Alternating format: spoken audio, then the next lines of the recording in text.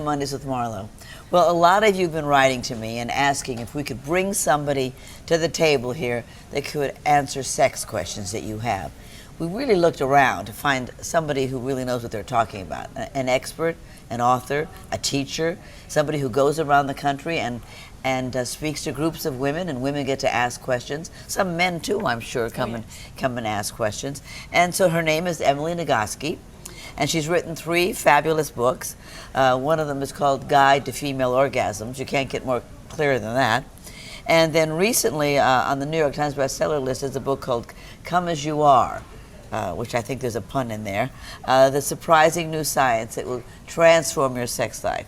So I'm very excited about this because your questions are so direct, and I know you really need this half hour. So we'll get going right away with Emily, and welcome. Thank you so much. I'm very excited about you, and I love your green hair. Thank you. It tells me right away that we're not dealing with anybody who's just some little prim teacher, but somebody who's really going to get in there with us. Oh, yeah. This is from Jessica. And she says, why is it so easy for my husband to have an orgasm and it takes me forever? So there are a lot of different reasons. I get asked about orgasm. It might be the thing I get asked about most often, Jessica. So there's 2 things happening. The first is the actual mechanism in your brain that makes orgasm happen. There's 2 parts to it. It's called the dual control mechanism. The first part is the sexual accelerator, which is like a gas pedal that responds to all the sexy stimulation, and it says, go, turn on. But there's also a brake, which responds to all the very good reasons not to be turned on right now, and it sends a signal that says, turn off. So the process of getting to orgasm is a process both of turning on the ons with sexy stimulation and of turning off the offs. Wow, I didn't know that. So when you've got Is that this like a distraction or a moral code is happening? Yes, both of those things and a whole lot more. Everything as simple as I'm worried that the kids are going to knock on the door and interrupt us, to I'm feeling critical about my body and those thoughts are interfering with my ability to get aroused. So most people who struggle with orgasm, it's not about not having enough stimulation to the gas pedal. Sometimes it is, and if it's about stimulation to the gas pedal, vibrator is the quickest shortcut to orgasm for most people.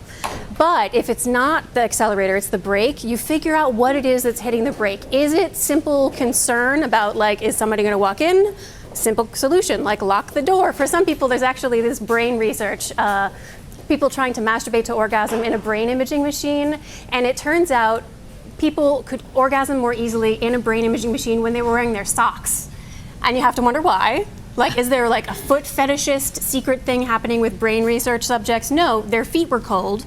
They were distracted by that. Right. they put on socks and their feet are warmer. Right, so sometimes right. the solutions are very simple. Right. So that's one thing, is what's hitting the brake. And the second part of it is that men, and there's a lot of variability, of course, but men tend to have more sensitive accelerators and less sensitive brakes.